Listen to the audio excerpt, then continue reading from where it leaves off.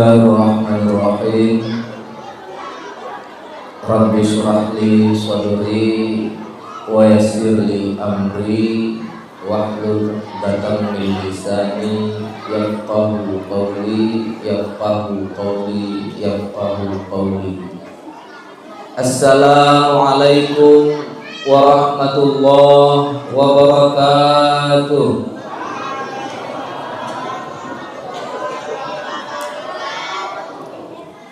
Alhamdulillahi rabbil alamin, wa bihi nasta'inu ala umurid dunya waddin. Asyhadu an la ilaha illallah wahdahu la syarika lah, wa asyhadu anna sayyidana Muhammadan abduhu wa rasuluhu la nabiyya ba'dah. Allahumma fasholli wa sallim ala sayyidina Muhammad wa ala alihi wa ashabihi ajma'in. Amma ba'du, fa ya ayyuhal hadiruna wal hadirat, ittaqullaha haqqa tuqatih wa la tamutunna illa wa antum muslimun. Qala Allah Ta'ala fil Qur'anil Karim, a'udzu billahi minasy syaithanir rajim. Bismillahirrahmanirrahim. Subhanalladzi asra bi'abdihi lailan minal masjidil haram minal masjidil haram ilal masjidil aqsa alladzi barakna hawlahu linuriyahu min ayatina innahu huwas sami'ul basir. Shadaqallahul azim. Pertama sekali, puji syukur marilah sama-sama kita panjatkan hadirat Allah Subhanahu wa Ta'ala, karena dengan taufik dan inayahnya lah pada malam yang berbahagia kita telah dapat berkumpul ke dalam Masjid Al-Muhajirin dalam rangka memperingati salah satu peristiwa yang amat dahsyat, yang merupakan mukjizat terbesar kedua baginda Rasulullah Sallallahu Alaihi Wasallam. Karena mukjizat terbesar pertama adalah Al-Quran, maka mukjizat terbesar kedua adalah peristiwa Isra dan Mi'rajnya Nabi besar Muhammad Sallallahu Alaihi Wasallam. Kemudian selawat beserta salam tak lupa pula sama-sama kita kirimkan ke pangkuan ruh junjungan alam, yakni Nabi besar Muhammad Sallallahu Alaihi Wasallam, yang telah membawa umat manusia dari alam kebodohan kepada alam yang berilmu pengetahuan, dari alam kegelapan kepada alam yang terang benderang, yang disinari dengan cahaya iman dan Islam.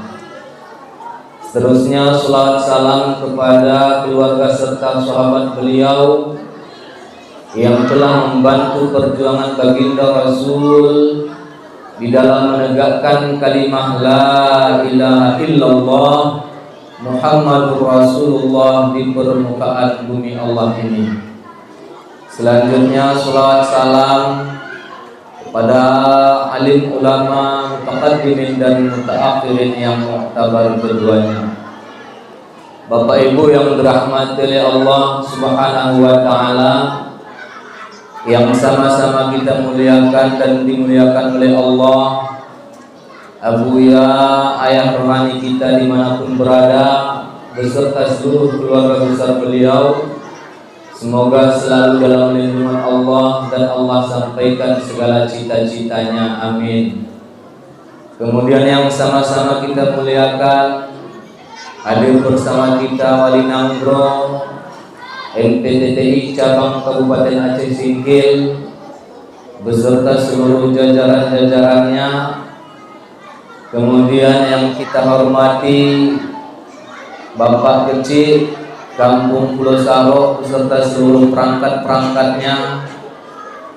Terus selanjutnya yang kita hormati Bapak Imam Khatib Bilal dan seluruh pengurus masjid, dan juga hadir bersama kita Tengku Dodi, Imam Masjid Baitul Sholihin, dan juga yang kita hormati pengurus BKPRRI Kabupaten Aceh Singkil yang alhamdulillah juga telah dapat bersama-sama dengan kita, dan yang teristimewa kepada panitia beserta seluruh kawan-kawan, karena kalau tidak ada panitia mungkin tak jadi acara malam ini.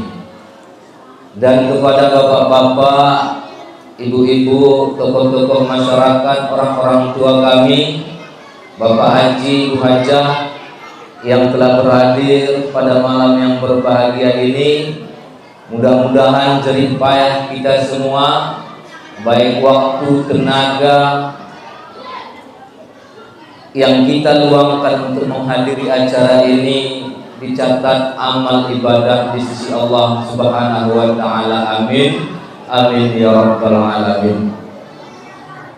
Bapak Ibu yang dirahmati oleh Allah Subhanahu wa taala, jadi sebelum kami menyampaikan apa yang ingin kami sampaikan, pertama sekali kami ingin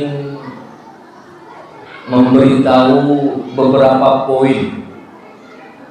Poin yang pertama yang ingin kami sampaikan adalah bahwa kami ini tidak pandai berceramah.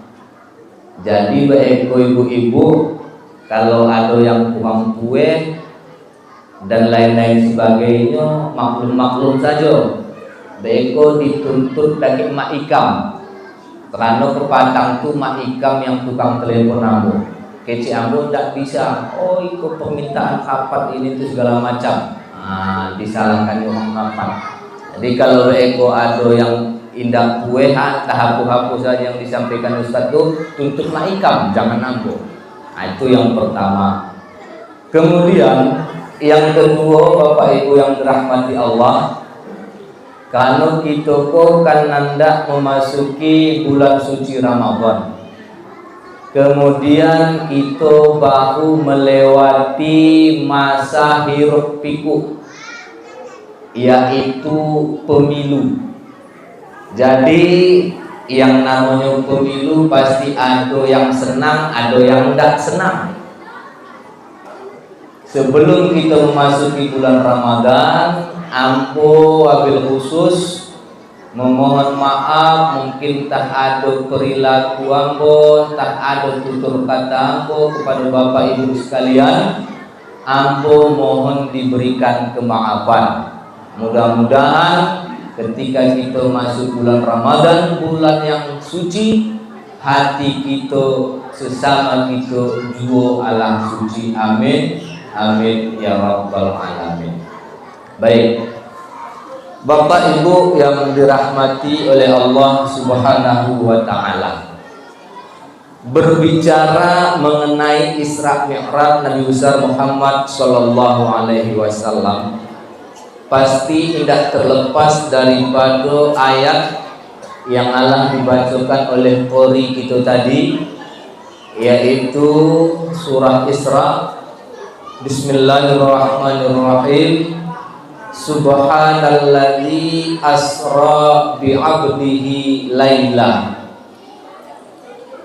Artinya, Maha suci Allah yang telah memperjalankan oleh Ia Allah akan hambanya Allah lailan pada suatu malam. mulai daripada Masjidil Haram di Makkatul Mukarramah ilal Masjidil Aqsa, sampai kepada Masjidil Aqsa di Palestina. Masjid Palestina itu barakna haulahu, yang kami berkahi sekelilingnya. Tujuan diisrakan Nabi Muhammad sallallahu alaihi wasallam adalah linuriyahu min ayatina, supaya kata Allah kami perlihatkan akannya hamba yaitu Muhammad sebahagian daripada tanda-tanda kebesaran kami, bukan semuanya, sebahagian. Sesungguhnya Allah huwas sami'ul basir, dianya Allah maha mendengar lagi maha melihat. Baik Bapak Ibu yang dirahmati oleh Allah, yang pertama yang kita ambil hikmah daripada ayat ini adalah asra, yaitu baginda Rasulullah Shallallahu Alaihi Wasallam pergi dari Masjidil Haram ke Masjidil Aqsa bukan karena dia, bukan dengan dia, bukan dari dia, tetapi dia pergi dari Masjidil Haram ke Masjidil Aqsa adalah asra, yaitu diperjalankan oleh Allah Subhanahu wa Ta'ala. Karena kalau seandainya pada saat itu perjalanan biasa dari Makkah ke Palestina naik onta, karena onta itu adalah hewan yang paling kuat untuk dibawa berjalan, itu sebulan perjalanan ibu-ibu yang dirahmati Allah. Tetapi baginda Rasul jangankan sebulan, semalam pun tidak ada panuh. Maka ketika pulang baginda Rasul daripada Mi'raj, wajar beliau bamanung Nabi gitu, bamanung. Ba'apu cahu menceritakan kejadian Isra Mi'rajku kepada umat. Padahal Rasul itu sabalun itu memang Allah dikenal gelarnya dengan Al-Amin, orang yang terpercaya. Apa yang dikecekkannya itu betul diterima. Tapi dek kerana kejadian yang maha dahsyat, umpama baca itulah dakik kita ibu-ibu mak ikam. Kecik mak ikam ambo baru pulang maghrib tadi dari Haloban keciknya. Padahal jam 6 tadinya mantang sama awak gotong royong menyapu-nyapu masjid. Basuh kita isya, kecik mak ikam ini malah pulang dari Haloban. Apa jawaban kita ibu-ibu? Tahu entah apa-apa aja. Kan itu. Maka wajar bermanung baginda Rasul. Tetapi manakala kita mendengar ikut dengan keimanan, keyakinan kita kepada Allah, maka itu iyo. Maka apa yang disampaikan oleh Abu Bakar As-Siddiq, ya Muhammad, kalau ada cerita lebih daripada itu tetap iyo. Ada kejadian yang lebih daripada cerita Isra Mi'raj pai daripada Makkah ke Palestina, naik langit 1, 2, 3, bertemu dengan Allah, pulang lagi sampai ke Makkah. Ada lebih dari itu kecik Abu Bakar tetap iyo. Kalau kita apa kira-kira ibu? Iko pelajaran yang pertama, bahwa kalau seandainya Allah yang melakukan, Allah memperbuat, Allah menghendaki, tetap iyo. Maka salah satu dalil nakli bahwa Allah itu wajib bersifat iradah, berkehendak, yaitu fa'alul lima yurid. Itu wajib kita hafal bagi orang yang sudah baligh berakal. Akidah 50, Allah itu wajib bersifat wujud, tidak bakal mukhalafatul lil hawadis sampai mutakallimun, beserta dengan dalil-dalilnya. Dalil iradah apa? Fa'alun lima yurid. Maknanya Allah itu memperkuat apa yang Ia kehendaki. Innallaha ala kulli syai'in qadir.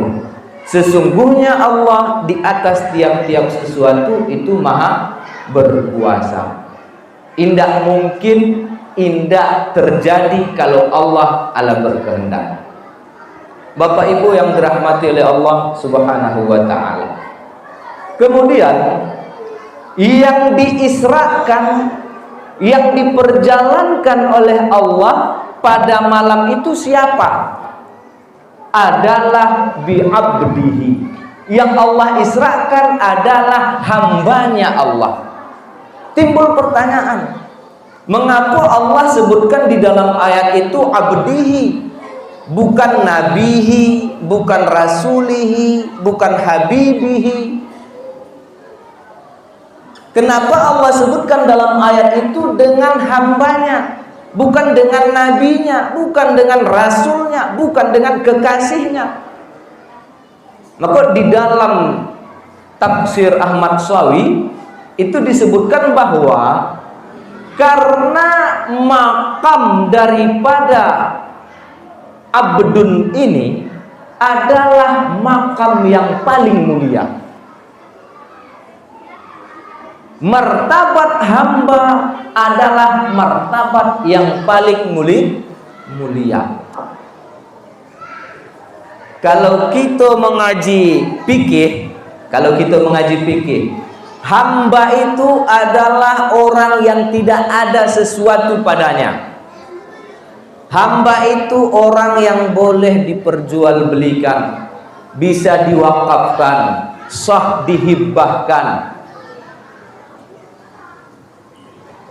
Kalau dia bekerja, hasil pekerjaannya itu punya tuannya. Kalau dia berusaha, usahanya itu milik tuannya. Apapun yang dia lakukan, dia harus minta izin untuk tuannya. Itu hamba. Kalau kita memang betul-betul mengaku sebagai hamba Bapak Ibu yang dirahmati Allah, maka kita harus merasakan indah ado yang ado pada kita. Mata kita kok bukan kita punya, telinga kita kok bukan kita punya. Kalau seandainya kok untuk contoh-contoh saja, contoh kalau kita mengaji di kitab, seandainya telinga itu bisa kita buat, kita punya, tentu orang yang baru-baru nikah, hanya disiapkannya dulu. Iko untuk telinga anak ambo berisuk. Siap tu bulan kedua iko untuk hidung anak ambo. Bulan ketiga iko untuk gigi-giginya pula. Nyatanya kan tidak seperti itu. Indah ada yang kita persiapkan. Waktu lahir anak kita ala bertelinga. Waktu lahir anak ala berkaki. Ala bamato dan lain-lain sebagainya. Itu pertanda bahwa apa yang ada pada diri kita saja bukan kita punya, ibu-ibu. Konon lagi yang ada di sekeliling kita. Iko ada rumah agak gadang seketik. Wah, indah keluar lagi dari rumah. Pagarnya lebih tinggi pula pagarnya daripada pagar Mas Haji. Keramiknya lebih licin keramiknya daripada keramik Mas Haji. Pantang ada Honda sebuah, indak bisa bahabu seketek juo. Langsung dilap, didorsmir. Padahal kalau seandainya diambilnya saja kepeng-kepeng dorsmir tuh, ambilnya kepeng dorsmir tuh, antekannya ke celengan masjid. Berapa dorsmir kini bang kalau Honda? 5 balik 1.000 untuk dorsmir yang dipakai sajam bahabu balik. Kalau inyo mai si celengan Mas Haji, dipilihnya tuh yang 2.000. Nandak pai ke Mas Haji, di keceknya kalau yang badik kian kek bini. Sayang kalau mbak sayang kian kek bini. Umak polan kalau umak polan kian. Ada kepeng pacah kau, mengapa bang? Untuk celengan mereka, abang tak pula ada keping pacah pola hati. Allah. Pas giliran Dorsmir tadi tak takanannya tuh. Tak tanya-tanya keping-keping pacah. Padahal Honda itu bukan milik kita. Anak itu bukan milik kita. Seluruh yang ada di sekeliling kita, bahkan yang ada pada diri kita adalah titipan daripada Allah Subhanahu wa ta'ala. Maka kalau seandainya kita betul-betul merasakan bahwa kita hamba ibu-ibu, makanya ada di dalam makalah Abuya itu, judul makalahnya hamba Allah yang baik. Hamba Allah yang baik. Apa maksud hamba Allah yang baik? Hamba Allah yang bisa bermakrifat dengan tauhid hakiki, yang lepas selain Allah daripada dirinya, bisa bergaul dengan baik, bisa beribadah dengan baik sesuai dengan hukum syarak, sesuai dengan syarat dan rukun. Itu hamba yang baik. Kalau kita kini, bapak-bapak, kita kecekkan kita hamba, kita kecekkan kita hamba. Tetapi kasarnya kita pula yang mengatur Tuhan.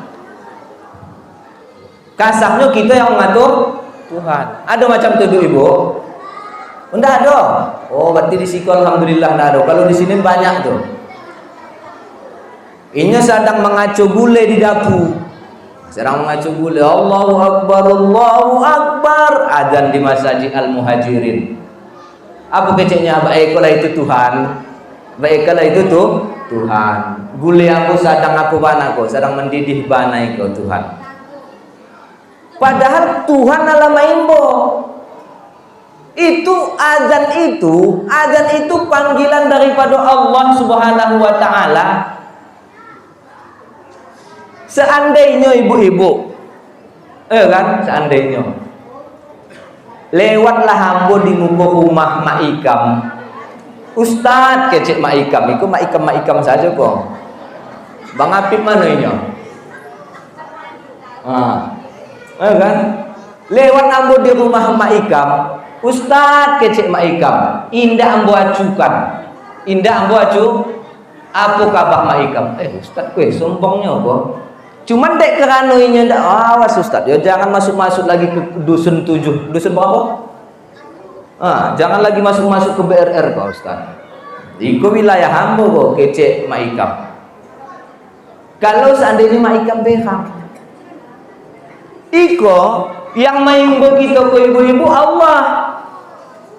Hayya 'alas shalah diwakili oleh muadzin. Mari kita salat. Baik itu yang memuik semen, muik tahu semen, yang mengacu-kacu tahu. Ada pula yang agak ganji itu ras kete. Ya, mama, azan dah mama, berhentilah dulu. Mengapa rupanya? Berhenti mana ada rupanya sembahyang muna? Alah, aduk tahu. Aduk tahu. Iyo, indah sembahyang baik. Cuman kan berhenti dia aduk dulu. Baik, aduk gadangkan bana tahu. Bapak Ibu yang dirahmati Allah, diimbo, dipanggil oleh Allah kita. Banyak kita baiklah itu. Coba kalau dipacik oleh Pak Gecik Mek kepada warga Dusun 7 Komplek BRR, besok pagi jam 10 bawa KTP dan KK. Siapa yang terlambat maka tidak diterima lagi. Ikut anak pembagian PKH kira bado balun lagi jam 10 mantang jam 7. Capeklah nak manu kakak rumah kepatang.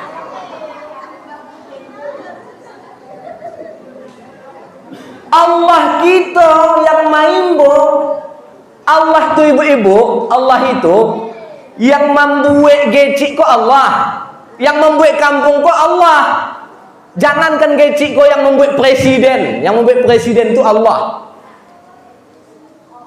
Itu yang maimbo kita. anggap remeh. Itu hendak menjadi abdun tadi. Jadi Nabi Muhammad tidak. Nabi Muhammad itu abdun, hamba Allah. Apa kece Allah? Iyo. Pai Isra jadi, naik Mi'raj iyo. Pai hijrah ya, tinggalkan Makkah itu, pai ke Madinah makan tuh jadi. Tidak banyak protes-protesnya. Kalau kita gini banyak paling kamu. Kalau mau contohkan bego seluruhnya tidak habis-habis kok, sampai jam 1:30 kok. Contoh itu saja. Dek karena banyak di kampung kami. Kalau di Siko tadi tidak ada. Cerita PKH pun Siko tak ada. Siko aman-aman. Baik, Bapak Ibu yang dirahmati oleh Allah Subhanahu wa taala. Pergi diisrakan oleh Allah pada satu malam, bertepatan waktu itu dengan malam 27 Rajab. Kalau gini adalah Syakban ya. Gini adalah Syakban. Nah, jadi kejadian Isra itu adalah berlalu harinya. Jadi Rasul didatangi oleh 2 orang malaikat dalam satu riwayat. Yang pertama Jibril, kemudian Mikail, dan ada malaikat yang lain.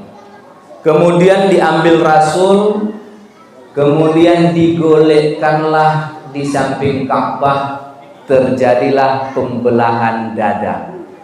Terjadi pembelahan dada. Mengapa dibelah dada?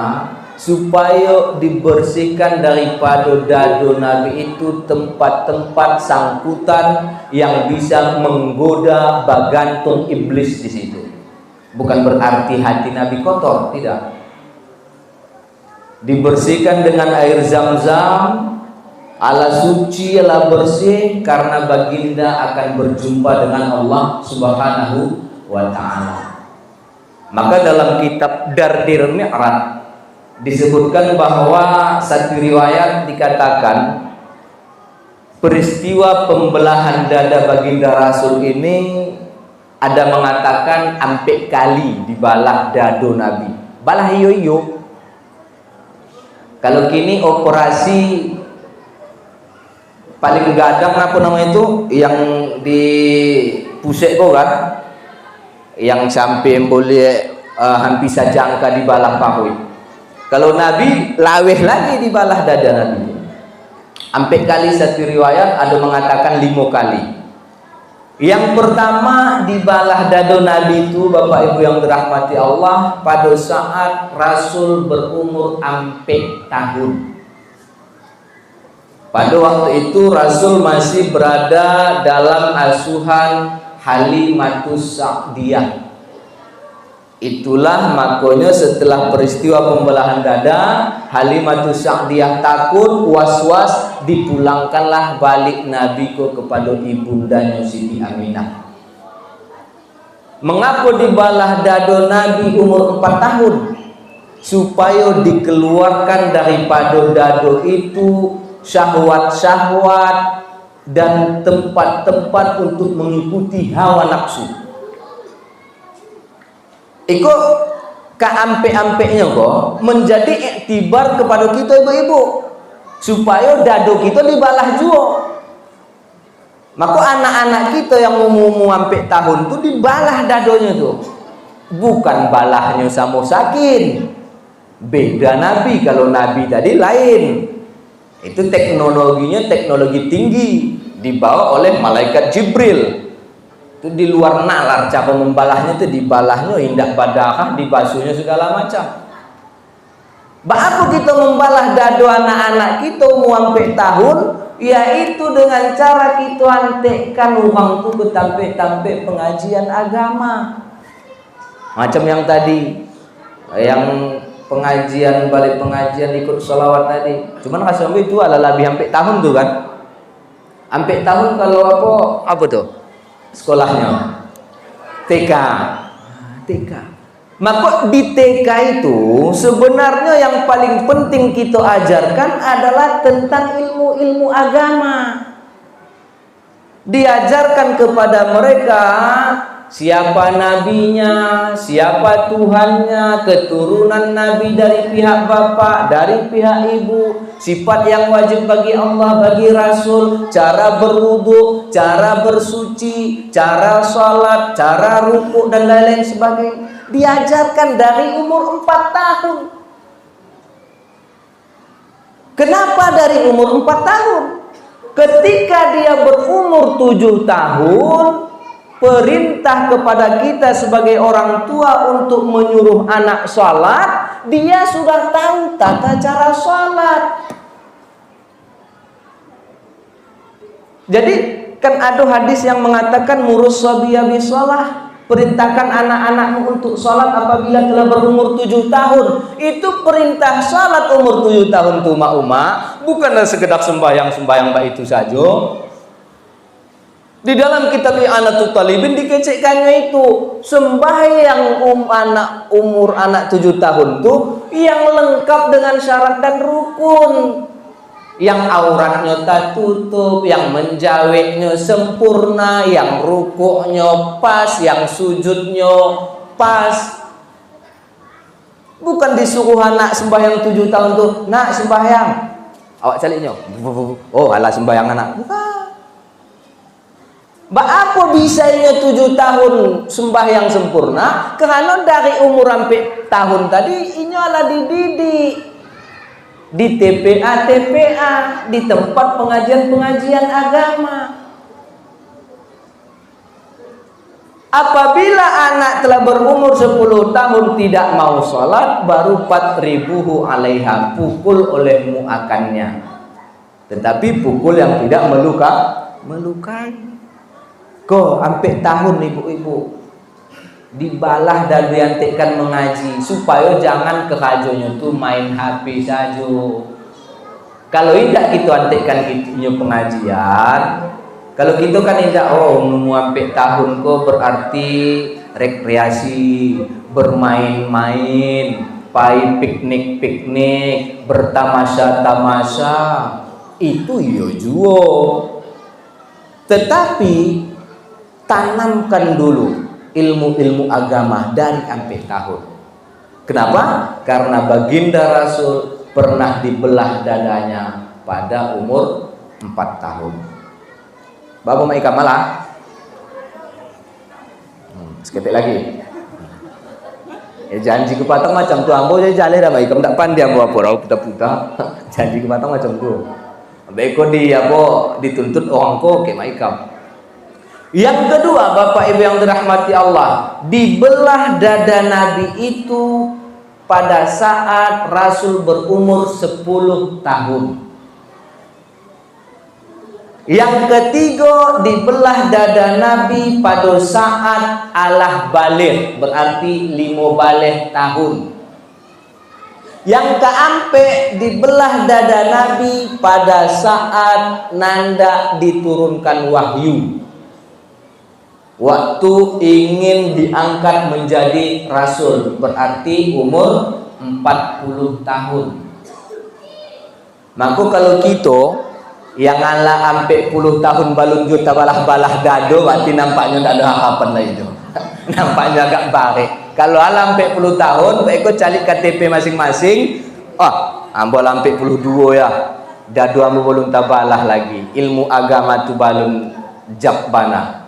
Bapu kira ada sebuah lagi, yaitu dibelah dada Nabi ikulah pada peristiwa Isra Mi'raj Nabi besar Muhammad sallallahu alaihi wasallam. Berapa umur Nabi saat itu? Lebih kurang 51 tahun. Karena dalam satu riwayat dikatakan bahwa kejadian Isra itu tahun ke-11 kenabian. Nabi diangkat menjadi Rasul umur 40, sabaleh tahun menjadi Nabi, nandak 2 balai tahun menjadi Nabi tadi, terjadi peristiwa Isra Mi'raj. Dibalah dado berarti 52. Berarti ikulah yang terakhir 52 balun juta balah-balah dado. Alalah. Berarti itu nampaknya can-can kesinin juga itu. Kalau ala 52 balun tabalah dado indak juga mau baiat tarekat umur lah 52. Ala tipis harapan tuh Pak Wali. Cuman ya karena Pak Wali gigih, mudah-mudahan ada lagi hidayah kepada kita sekalian. Amin amin ya rabbal alamin. Bapak Ibu yang dirahmati oleh Allah Subhanahu wa taala. Maka setelah dibelah dada Nabi, dibawalah berjalan menaiki kendaraan burak namanya. Naik burak dari Masjidil Haram ke Masjidil Aqsa. Itu ringkas-ringkas saja Ibu ya. Maka di dalam perjalanan itu banyak kejadian-kejadian yang dilihat oleh Nabi kita. Bahkan ada lebih kurang kalau ambo tidak salah 5 buah tampek. 5 buah tampek yang Nabi iko disuruh berhenti oleh Jibril. Yang pertama berhenti namanya di Thayyibah. Thayyibah itu kalau kini Madinah namanya. Dulu mantang Thayyibah. Berhenti di Thayyibah, disuruh Jibril kepada Nabi turun salat 2 rakaat. Kemudian yang kedua berhenti namanya di sebelum Tursina itu apa namanya itu? Alah, lalu puang bukan? Madian.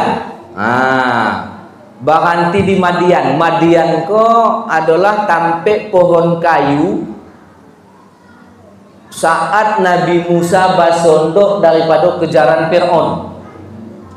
Jadi di Madian itu ada batang kayu gadang. Nabi Musa basondok daripada kejaran Fir'aun. Itu tidak usah kita ceritakan sejarahnya, panjang banget ego. Lah, yang kedua turun di situ disuruh Jibril sembahyang. Kemudian yang ketiga turun di Tursina namanya. Tursina itu adalah tampek Nabi Musa berkalam-kalam dengan Allah Subhanahu wa taala, bermunajat dengan Allah Subhanahu wa taala. Yang pada saat ini pulang daripada Tursina bermunajat dengan Allah, didapatinya lah umatnya ala balik menyembah sapi. Dek kerana galigahamaninyo diganggamnya lah jangkui adiknya Nabi Harun, maka memutihlah jangkui tadi. Jadi jangkui itu kan panjang macam kok, diganggamnya di tanah, memutih diganggam Nabi Musa. Jadi di bawah hitam tatap, di tengah putih, di atas hitam balik, babalang jangkui Nabi Harun tadi. Mengapa? Karena diganggam oleh Nabi Musa. Asamu kalau tingkik-tingkik Bang Apip kok diganggam Nabi Musa kakak kok putih seluruhnya. Kini kan hitam loh, diganggam Nabi Musa putih tuh. Bako Bang, kita suruh ganggam Nabi Musa. Lah, ala 3 tampek ibu-ibu kan.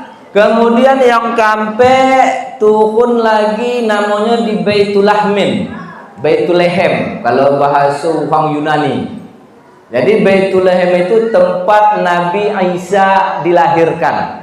Jadi bait itu artinya rumah, lahmin itu artinya daging. Mengapa rumah daging? Karena ketika Nabi Isa dilahirkan oleh ibunya Siti Maryam, ibu-ibu, indah balampin.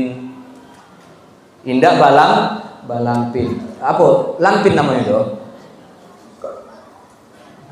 Itu kain aleh tuh. Apa namanya itu? Badung. Itu lampin bahasa apa itu? Bahasa Labu Haji. Lupa aku tadi. Musangku bahasa Pulau Sako.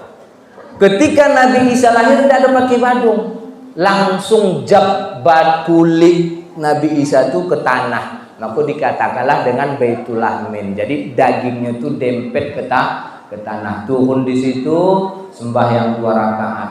Kemudian yang kelima, tampek Nabi sholat itulah di Masjidil Aqsa. Beliau jadi imam, makmumnya seluruh nabi-nabi dan malaikat-malaikat pada saat itu. Iko menjadi iktibar sebenarnya bahwa nanti perintah sholat itu 5 kali 2 sehari semalam. Karena kejadian Isra memang Nabi hanya 5 tampek disuruh untuk sembahyang. Yang pertama di Taibah, yang mana Nabi disuruh turun, disuruh sembahyang, indah batanyo-tanyo ibu-ibu. Itu menjadi pelajaran juga dari kita, bahwa kalau kita baguhu, apa yang kane perintahkan, apa yang kane suruh, jangan pakai mengapo-mengapo.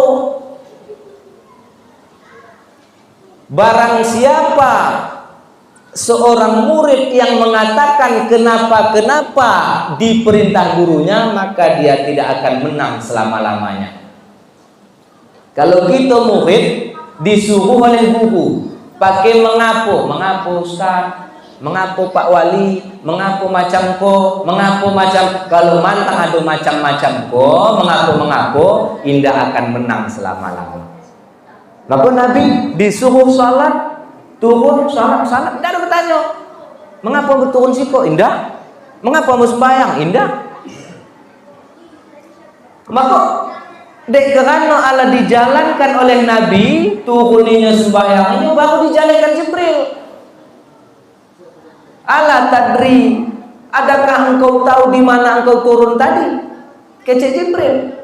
Indah kecek Nabi. Tadi kamu turun namanya di Thaibah, di tempat di mana kamu akan hijrah ke situ nantinya. Besok kamu akan hijrah ke situ. Itulah Madinah ini.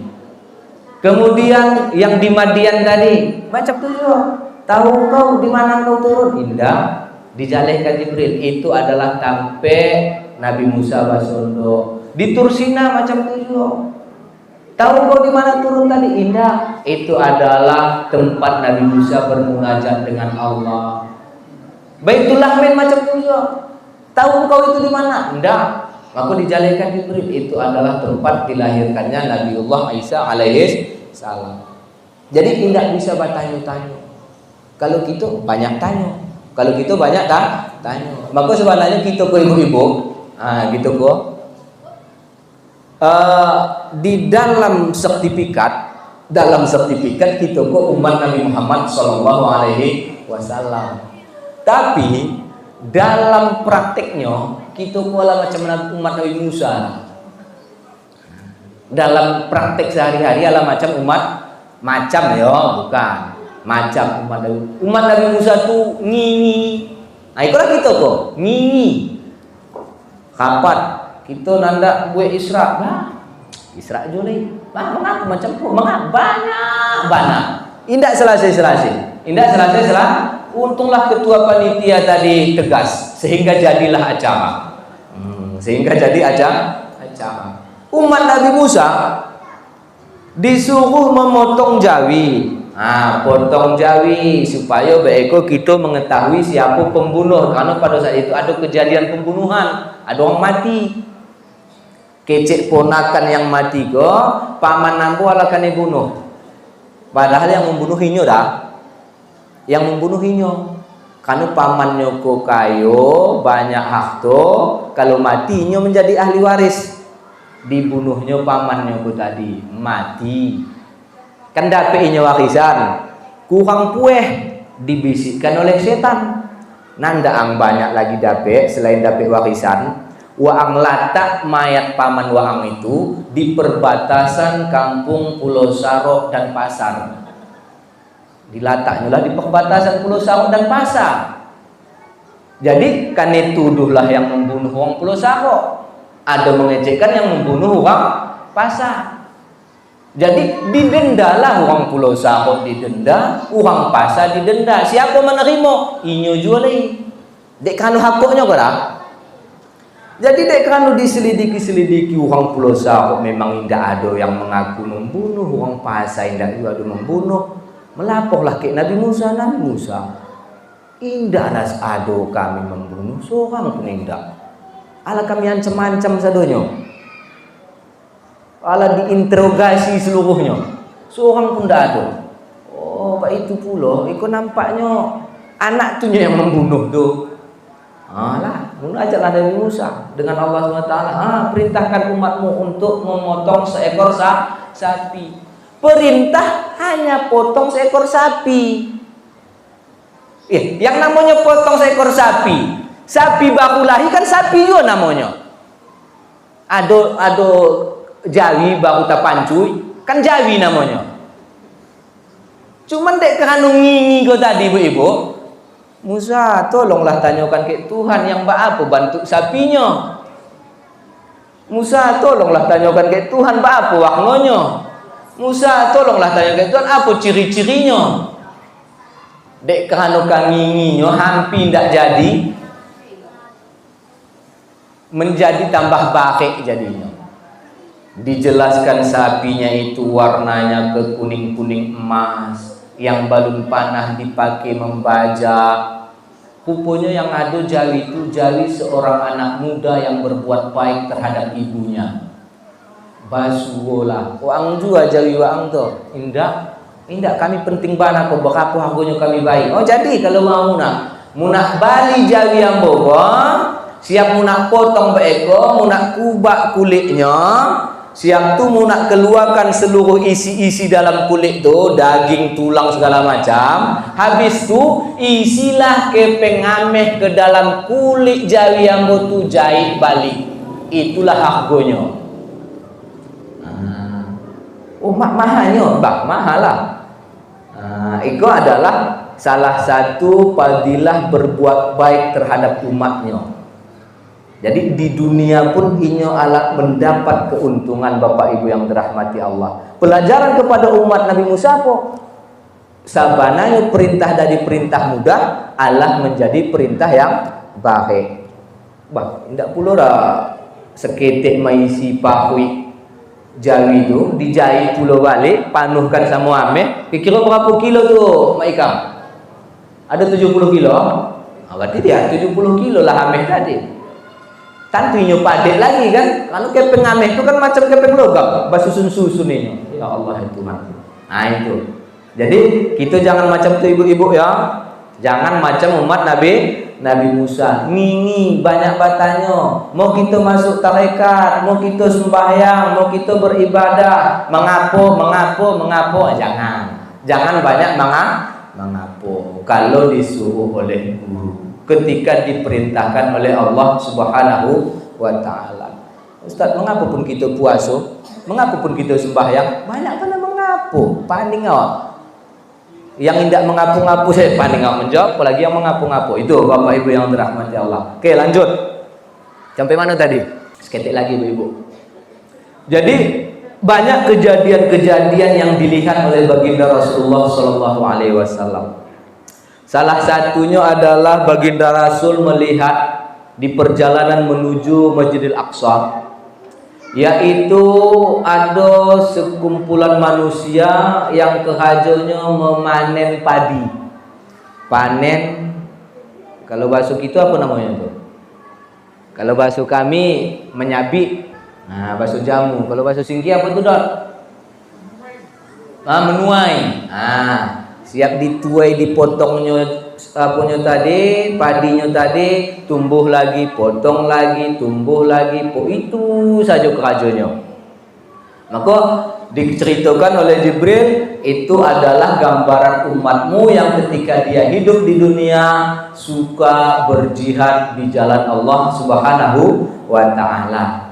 Berperang di jalan Allah. Berperang di jalan Allah itu bukan hanya mengangkat senjata ibu-ibu. Berperang dan berjihad itu mengorbankan tenaga kita, mengorbankan waktu kita, mengorbankan pikiran kita untuk agama. Itu juga disebut berjihad pada jalan Allah. Iko khila kita datang ke siko, kan? Iko adalah bukti jihad kita. Nah, kalau tidak percaya ibu-ibu ambo kecekkan ikut jihad kita. Kalau kita tanya dakik Mak Ikam berapa kakak di dusun BRR kok? Ayo Mak Ikam kan? Berapa kakak kita dusun BRR Mak Ikam? 700. Kalau datang seluruhnya panuh kok? Sasa. Buktinya apa?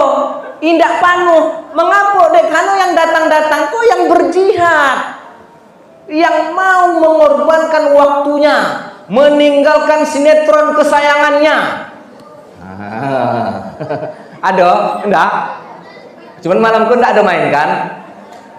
Ditunda malam besok. Yang rela meninggalkan kesibukannya, kesenangannya di rumah. Baik kesiko. Untuk apa? Untuk memeriahkan hari besar Islam. Kau jihad. Waktu kita, tenaga kita ya duduk di siko. Itu jihad ya ibu-ibu. Insya Allah besok kita akan mempanen, tumbuh panen. Itu saja kerja kita. Amin amin ya rabbal. Lah bajalan. Basuh pulo ada orang di mukonya kok 2 buah talam ibu-ibu. Talam. Kalau bahasa Siko talam kan? Talam. Makanan. Iko daging, ada kandang, ada gulai, apa segala macam. Mantap. Lama lah. Maknyus. Sebuah talam lagi. Daging-daging yang ala baule-ule, yang ala busuk, basamui, pokoknya mencaliknya pun jajuk awak. Dagingnya tadi. Tapi anehnya mamakku tadi, iko diambilnya, yang busukku tadi. Dikunyahnya baule. Jangan dibayangkan mana. Ditinggalkannya daging kanca, dimakannya daging busuk. Dimakannya daging busuk. Maka dikecekkan oleh Jibril, hai Muhammad, itu adalah perumpamaan umatmu yang di masa hidup di dunia ada bininya di rumah, painya ke bini wang. Yang semasa hidup di dunia ada lakinya di rumah, tidurnya juga laki wang. Ada yang halal, yang bersih, yang murni, indak diambilnya, indak dimakannya, dibantainya yang haram, dibantainya yang busuk.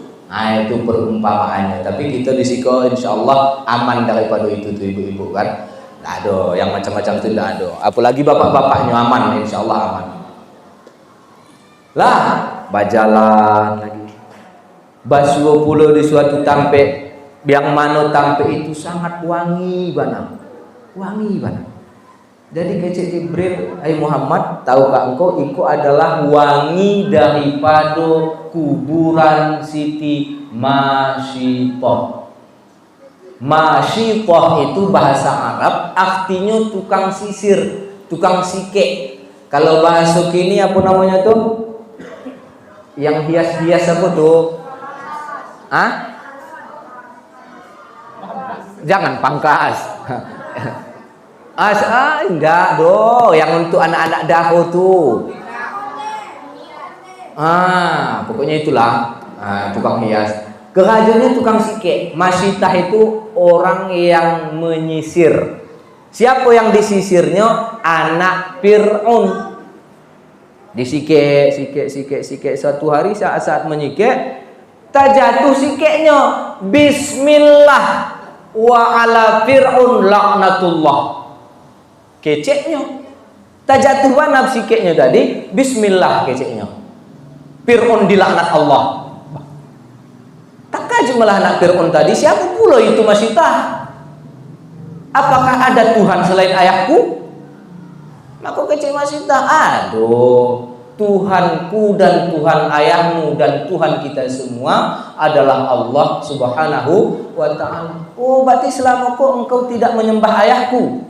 Indah. Melaporkan ke ayah hamba? Silakan. Kan lapor. Apa lagi? Taimbo Masyitah kau tadi hampir terpecat. Diimbo, diinterogasi. Betul engkau tidak menyembah aku? Iyo. Betul ada Tuhan selain aku? Iyo. Kalau engkau tidak mau menyembah aku, engkau dan anakmu dan suamimu akan aku bunuh. Silahkan bunuh, silahkan bunuh. Dihangitkanlah kuali, diisi minyak, digoreng. Yang pertama siapa dulu dicampakkan? Lakinya. Karena dicampakkan lakinya tadi, masak. Indak goyah Masyitah. Karena keimanan, Allah bertauhid hakiki dari keyakinan kepada Allah Subhanahu wa taala, tidak lagi bercampur dengan yang lain. Kemudian anaknya ada berdua. Seorang ala sekarang-kadang macam gula. Seorang lagi mantang menyusu. Diambil anaknya yang tua, dilambungkan ke kuali tadi. Masak. Apa masih tak? Mantang dia bertahan? Tak. Kani takhidlah anaknya tadi yang ketik yang sedang menyusu. Hampi ibu, hampi. Cuman baru campan. Waktu kani takhid anaknya yang ketik, ya hati seorang ibu ya. Mangiciklah anaknya kok. Mangiciklah anaknya yang sedang menyusu. Jangan takut mak, engkau di jalan yang benar. Jangan menangis. Nggak ada seketik jua iko je. Malompeknya jok anaknya tadi bawanya ke dalam kuali. Jok anaknya tadi bawanya ke dalam kuali. Kuburan itulah yang tercium sampai ketika Nabi Isra itu wangi kuburannya. Padahal Masyidah itu kan zaman Fir'aun itu. Fir'aun itu berarti kan semasa dengan Nabi Musa alaihissalam. Ala berapa juta tahun itu. Tapi wanginya masih tercium kepada baginda Rasul sallallahu alaihi wasallam. Nah, Bapak Ibu yang dirahmati oleh Allah Subhanahu wa taala, dengan ringkas bajalan-bajalan tahun setelah Masjidil Aqsa sampailah ke Mi'raj. Sampai ke Mi'raj. Mi'raj, langit, naik ke langit yang pertama, bertemu dengan Nabiullah Adam alaihissalam. Naik langit yang kedua, ketiga, keempat, kelima, keenam, ketujuh dan seterusnya, berjumpa dengan Allah, dapat perintah salat 50 waktu sehari semalam. Cuman dek karena cerita kita di awal tadi, Nabi ke orangnya tidak protes ketika Allah perintahkan 50, dibawanya lah pulang 50. Dibawanya pulang 50. Seandainya lah jadi, coba kita bayangkan ibu-ibu ya. 50 waktu sehari semalam. Sehari semalam 20 sampai jam. Berarti dalam 20 menit lah lebih kurang. Ala ada sembahyang kita tu. Nanda sedang mempersiang lauk, nanda menggoreng ala ajan lagi. Sembahyang, siap sembahyang, goreng lauk, goreng. Sedang membasuh bakeh, ala ajan lagi. Sedang menyasah, ala ajan lagi. Tengah mandi, ala ajan lagi. Nandak tidur, ajan lagi. 20 menit sekali adan. 20 menit sekali adan. Yang 5 kali ku saja, ajan julai. Kecek kita. Apalagi kalau sampai 50. Tapi dek kerana Nabi tidak protes, turun. Langit ke-7 bertemu dengan Nabi Ibrahim. Tidak ada ditanya apa-apa. Langit yang ke-6 bertemulah Nabi Musa. Kecek Nabi Musa, apa dapat? Sembahyang. Berapa? 50. Tidak bisa itu. Umatmu ubit-ubit. Umatmu ketek-ketek. Umatmu lemah-lemah. Tidak mampu mereka itu. Umatku saja yang kuat-kuat, yang besar-besar, 2 waktu pun pakai. Apalagi umatmu. Aku lah ketek-keteknya kita 50 waktu saja. Malam apa kabar? Indak tasah-asah baju ya ibu-ibu kan. Nasi bapak-bapak indak tatana. Kopi indak sampai tak buat kan. Dek buatkan kopi kecil lagi kan. Nanang buat kopi ala ajan. Bang ajan dah bang. Oh ya sembahyang gitu dulu. Indak sampai mengopi. Kecil Nabi Musa anda. Minta kurang. Ya bisa kupu macam tu. Minta. Ya, itulah umat Nabi Musa. Nabi Musa ini modelnya macam tu. Naik. Dengan ringkas 9 kali naik turun, dikurangi 5 kali. Tinggallah 5 waktu sehari semalam. Tetapi Allah mengatakan 5 waktu sehari semalam ini, tetapi pahala dan fadilahnya tidak kurang daripada 50 waktu sehari semalam. Tetap sekali sembahyang pahalanya sama dengan 10 kali sembahyang. Sembahyang kita subuh berarti sama dengan 10 kali subuh. Sembahyang kita zuhur sama dengan 10 kali zuhur, dan seterusnya. Bapak Ibu yang dirahmati oleh Allah Subhanahu wa taala. Terus turun pulang sampai ke Makkah. Itulah cerita tadi Bamanung basulah Abu Jahal.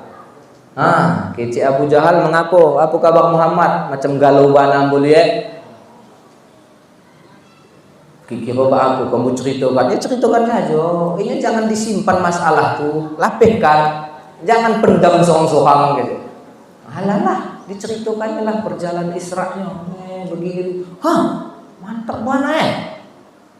Biasanya orang sebulan, engkau bisa 3 jam ya lah pulang balik. Mantap bana. Mantap bana. Apa kira kalau kita kumpulkan uang?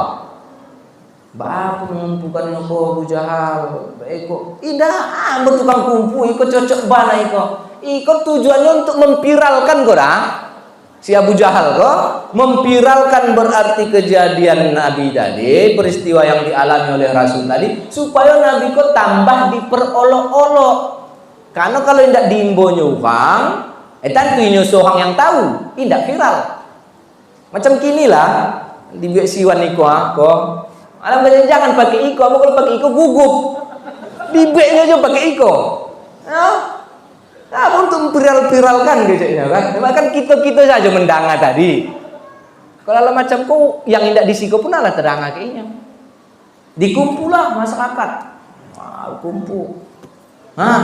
Tagak tahu Muhammad ceritakan tahu. Ceritakannya lah. Saya tadi dari Mekah ke Masjidil Aqsa berjalan begini begitu begini. Kejadian Isra. Tahuilah yang kurang-kurang iman murtad balik, yang ngalah beriman kembali berpaling, yang kafir kian bertambah galak, yang mengecekkan Nabi ko gilo, yang mengecekkan Nabi ko indah wahas lagi, macam-macam dituduh kepada Nabi pada saat itu. Yang menguatkan Abu Bakar As-Siddiq. Maka dalam satu riwayat adalah seorang itu yang tanyanya kepada Abu Bakar, kira iyo jo kejadian Nabi tadi itu, iyo kecik Abu Bakar. Jadi orang mengaku, aku nampaknya macam balon percaya aku. Malah pilih tanya ke sahabat yang lain, ditanya ke Umar, tanya ke Iko, tanya seluruh sahabat ditanyanya iyo, tapi iyo tetap jo indah. Terakhir karena kejalah keputusannya pailah wang dakek Sayyidina Ali karamallahu wajhah. Ke situ keputusannya itu. Karena seluruh sahabat alam kau tanya mantang juga balon putih-putih, mantang juga ragu-ragu. Pailah ke Ali. Ali apa kira kejadian Isra Mi'raj kok? Betul. Jadi mengaku indah ambu tadi ala pai ke sahabat iko keceknya iyo. Jadi mengaku ambu balon dia keceknya ke Ali keputusan sebantah. Masuknya ke dalam ambilnya pedangnya putui. Mampu yang situ keceknya kan. Ala seluruh sahabat aja putih-putih. Berarti itulah putuinya. Jadi kalau ibu-ibu indah aja putih-putih, dia ajak sembahyang indah juga, dia ajak ikut indah juga, awas putui. Ini ujung-ujungnya ke situ, putui dia. Tapi kan itu disampaikan pakai mic agak baik Pak Imam. Agak baik. Padahal kalau di dalam kitab Imanah Tengku dia, itu kan dikecekkannya itu. Barang siapa yang tidak mau sembahyang keluar daripada waktunya saja, waktu maghrib, habis waktu maghrib, indah ini sembahyang, itu dipancung, putui, ya. Karena cerita sembahyang kok cerita Isra Mi'raj putui, ada cerita putih-putih di situ, putui. Walaupun memang sunat menyuruh taubat dulu, disuruh dulu taubat mama ya, besok jangan lagi tinggalkan sembahyangnya, tinggalkan aja udah pam, cuman tidak perlu berani gitu, beko apa namanya itu, apalagi kita kan negara republik, dan begitu, beko seolah-olah, beko Ustaz Ahmad kala apa namanya itu? Radikal kan, pahamnya. Itu di dalam kitab Imanah seperti itu. Itu terserah Bapak Ibu yang dirahmati oleh Allah Subhanahu wa taala. Jadi langit tadi kan 7. Dosa jamnya. Seketik lagi. Langit tadi seketik lagi juga kok. Langit tadi kan ada 7 Bapak Ibu yang dirahmati Allah. sembahyang kita, puasa kita, apapun amal ibadah yang kita lakukan, ingat bahwa sebelum Allah ciptakan 7 langit, Allah telah menciptakan 7 malaikat untuk menjaga tiap-tiap langit tersebut. Yang mana tiap-tiap malaikat itu tugasnya untuk apa? Untuk memeriksa, memverifikasi. Nah, kalau Pak Asdah ada di luar, Pak Asma. Malaikat itu tiap-tiap langit itu tugasnya memverifikasi amalan kita yang ingin dibawa kepada Allah Subhanahu wa taala. Hari kau tadi kita ada sembahyang maghrib, alhamdulillah. Ada kita bersedekah 2.500. Karena keping pacah tadi belanja di toko, kebetulan di situ ada celengan MPTT ataupun celengan masjid yang lain, keping pulang 2.500, tak masuk kalah 2.500 sedekah. Tetap sedekah. Lah, dan amalan-amalan yang lain dibawalah oleh malaikat kok. Yang berkilau bercahaya amalan kau tadi. Sampai di langit pertama, apa itu? Ikut amalan Maikam. Hari Senin. Senin. Nanti dulu, periksa dulu. Kalian periksa. Ada enggak Maikam hari tadi Maupe? Apa namanya? Maupe. Rupanya yang kalian periksa di langit pertama itu Paupe. Riba. Kalau ada Maupe, ambil amalannya tuh, walaupun segadang gunung, campakkan ke mukanya tuh, kecil malaikat. Ingat masing-masing. Kira ada tak kita mau hari kau? Yang mau Pak Gibran lah, ya kan? Yang mau Pak apa namanya itu? Yang jauh-jauh dulu, rambu ikut puluh paning rambu dah. Tidak mau kita yang mau di dakik-dakik rumah gitu. Kalau tahu yang di dakik-dakik rumah, nandak puasa kan dape, basalam-salam. Minta maaf ya lahir batin, upat puji lahir dan batin. Waktu berdoa-doa magang, ya kan sekalian minta maaf. Iko yang diupek Pak Gibran, kau boleh kita basio tu ya Allah. Alalah doakan saya siap-siap sembahyang supaya diampuni dosa Pak Gibran tuh. Ya, cakap itu lagi. Maka sebenarnya yang acok-acok kita upek itu semakin banyak ada pahala ke inyo. Ya karena cara kita bertobat, kalau tidak bisa minta maaf ya dengan cara meminta ampunkan dosa mereka. Ini selo-selonya di kursi baputa kan. Datang dari BRR 70 orang taubat kok, siap mau upek ke Patang. Alah, aku manang tidak ada harapan manang itu. Itulah bentuknya begini begitu segala macam. Rupanya kan manang. Taubat ya Allah. Minta maaf hamba Pak Gibran ya Allah, hamba upek-upeknya ke Patang. Lah selo-selonya di kursi baputa sini. Jadi elok-elok ibu-ibu, kalau mantang ada mau di langit pertama amalan kita dicampakkan balik. Yang kedua, lah umpama mau alhamdulillah aman. Tak ada kita mau hari kode karena lama-lama di masjid. Sampai di langit kedua ditanya oleh malaikat, ikut cerita verifikasi tadi kok, verifikasi data. Ditanya di langit kedua, apa ditanya yang kedua? Amalannya itu untuk mengharap dunia. Itu Ustaz Ahmad tuh ceramah amplopnya tuh. Iya maikam kan? Tak lambungkan. Padahal umat-umat, mantap mana Ustaz tadi, lama awak mendengar yang tidak mengantuk awak yo. Diangkat malaikat lah, dilangitkan dua badan, tak lambungkan rupanya balik. Kenapa? Karena mengharap dunia. Kita pai sembahyang, mengharap dunia. Kita berpuasa, mengharap dunia. Kita berzakat dan lain sebagainya, mengharap dunia. Kalau amalannya untuk mengharap dunia, maka di langit kedua talambung amal kali ibu-ibu. Singkat. Yang ketiga diperiksa pula. Itu kalau yang pertama lewat, yang kedua lewat, sampai di langit ketiga diperiksa pula. Ada ndak penyakit sombong dalam batinnya? penyakit inyo yang mudang, yang lain kepiting di dalam hatinya, inyo yang urang, yang lain anjing di dalam batinnya. Kita yang kayu, kita yang pandai, kita yang kancak, kita yang ganteng, yang hebat, yang malin, yang kue, yang paling kita sadonyo. Urang di bawah tuh. Kalau ada penyakit itu dalam hatinya, langit ketiga ditolak. Lah, naik ke langit kampe. Kalau 1, 2, 3 lewat, di langit kampe diperiksa pulau, ada ndak penyakit ujub di dalam hatinya. Ujub itu kita merasa bangga terhadap diri kita. Mantap banget bawa gue.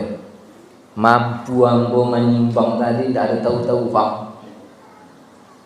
Ambo salamkan saja untuk acara Isra pada ke panitia. Soal tak tahu, bukan jadi panitia itu jangan catat memang. Dalam hati kita mengecek kok. Yang lain-lain itu aku tuh pegawai catat, aku catat tak. Ambo dah catat. Mantap ambo kok. Merasa bangga di dalam hati kita. Hari ko alhamdulillah ambo ala iktikaf di masjid. Hari ko alhamdulillah jamaah ambo lengkap lima-limanya. Alhamdulillah. Tapi kita merasa bangga. Bangga. Tidak ingat kita melakukan ibadah itu karena karunia Allah Subhanahu wa taala. Maka di langit kampe tak campak. Naik kelima. Langit kelima apa kena periksa? Ada ndak dalam hatinya tuh penyakit hasad, dengki. Penyakit dengki. Kalau bahasa apa?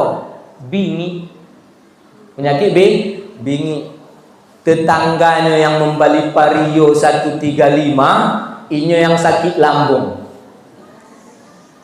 Pak, kulkas jual lagi rumah tuh, dari mana orang kepengnya tuh? Ini yang gantungan. Ada loh? Nggak, alhamdulillah. Nggak ada tuh, yang bingit-bingit itu nggak ada tuh. Nah, jadi uang yang sanang, inyo yang susah. Uang susah, inyo sanang. Lain puluh yang soang kok. Kalau ada yang macam itu, berarti namanya penyakit hasad. Langit ke berapa tadi itu? Kelima. Langit kelima itu dicampakkan. Lah, kemana lagi? Berapa langit tadi? Supaya habis dari kita. Supaya capek Allah alam bisa. Lah, kanan ya. Di langit kanan ditanya pula lagi. Kalau langit 1, langit 2, langit 3, langit 4 lewat. Maka di langit yang kanan diperiksa pulau situ. Ada dak dalam hatinya tuh sifat tarakum, kasih sayang.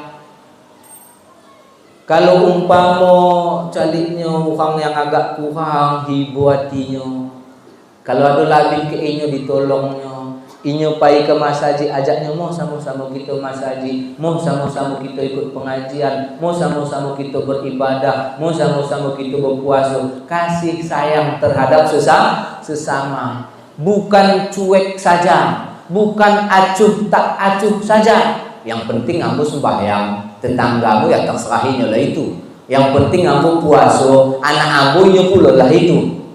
Kalau ada penyakit kita yang seperti itu, tidak merasa hibo dake orang, tidak ada kasih sayang terhadap orang, langit kanan tak campak amalan tadi ibu. Maka betul dalam hadis Nabi kan dikatakan itu, tidak sempurna iman seseorang hatta tuhibba li akhihi ma tuhibbu li nafsihi. Tidak sempurna keimanan seseorang sehingga dia cinta terhadap saudara sesamanya seperti apa yang ia cinta terhadap dirinya. Awak kira apa? Awak nanda masuk surga. Harus macam tujulah nanda awak terhadap sekeliling awak tadi bak masuk surga. Awak ingin awak apa? Sukses. Bak macam tujulah keinginan awak terhadap sesama awak tadi untuk sukses. Jangan awak saja yang sukses. Tetangga-tetangga kita, saudara-saudara kita punah kakahkan, tidak bisa. Berarti tidak ada sifat kasih sayang. Di langit kanan kane campak. Yang terakhir, kalau 1, 2, 3, 4, 5, 6 lewat, di langit yang ketujuh diperiksa pululah situ penyakit sum'ah namanya. Apa itu sum'ah? Penyakit mengharapkan sanjungan, mengharapkan imbalan-imbalan pangkat, mengharapkan pengaruh di masyarakat. Buk pakai kain sarung kok, buk pakai kupiah agak putih seketek supaya kena imbu amba ustad, supaya kena imbu amba ustad. Amba acuk-acuk amba kemas saji kowe, kadang mereka kan angke jadi bilang. Ada macam tu, ada. Ambo acuk-acuk ke masjid ke, karena biasanya siapa yang acuk ke masjid itu kan angkit jadi kadus. Anak gecik itu daripada memilih payah bana masyarakat, nyecari di masjid. Masjid, oh iku mamakku agak acuk ke masjid, kau ikut saja kaur rambo kaur pembangunan. Jadi kalau kita melakukan ibadah itu karena ingin jabatan, ingin sanjungan, ingin itu, di langit ke-7 tak campak. Maka yang 7 macam kok kita pelajarilah lawan-lawannya, supaya ibadah kita hilangkan riba, kita hilangkan cinta dunia, kita hilangkan sombong dengan tawaduk, kita rendah hati, kita hilangkan penyakit ujub tadi, kita hilangkan penyakit hasad tadi, kita hilangkan penyakit apa tadi? Tarahum, kasih sayang, kita timbulkan kasih sayang terhadap sesama, kita lawan penyakit sum'ah tadi, yaitu dengan cara beramal ikhlas semata-mata karena Allah Subhanahu wa ta'ala, supaya amalan kita itu setiap hari ketika diangkat sampai kehadiran Allah Subhanahu wa ta'ala. Amin, amin ya rabbal alamin. Demikian yang dapat kami sampaikan, lebih dan kurang mohon maaf, banyak kekurangan, mohon diberikan kemaafan. Wallahul muwaffiq ila aqwamit thariq. Assalamualaikum warahmatullahi wabarakatuh.